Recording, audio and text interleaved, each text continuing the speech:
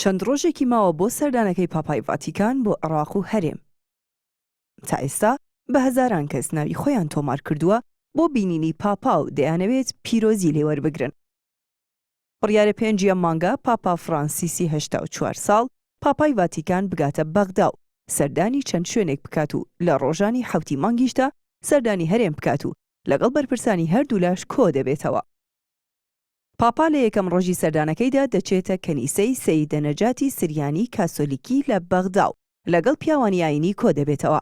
دووەم ڕۆژی سەردانەکەی پاپا بەرەو نەجەف بەڕێ دەکەوێت و لەگەڵ عەلی سیستانی مەرجعی باڵای شیعەکان کۆ دەبێتەوە.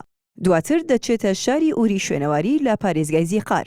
ئێوارەی هەمان ڕۆژ لە بەغدا بەشداری ڕێوڕەسمی کەنیسەی ماریوسفی کلدانی دەکات. لە ڕۆژی 7 ئازاردا پاپا دەگاتە هەرێمی کوردستان و لەگەڵ بەرپرسانی باڵا کۆ دەبێتەوە. دوای گەیشتنی بە هەولێر بەرەو مووسڵ بەڕێ دەکەوێت و لەوێ نوێژ بۆ گیانی قوربانیانی جەنگ دەکات.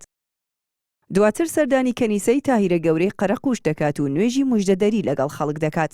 پاشان دەگەڕێتەوە هەولێر و لە یاریگەی فرانسۆ هەریری بەشداری ڕێوڕەسمێک دەکات کە بڕیارە لەو ڕێوڕەسمەدا 10,000 کەس بەشدار بێت.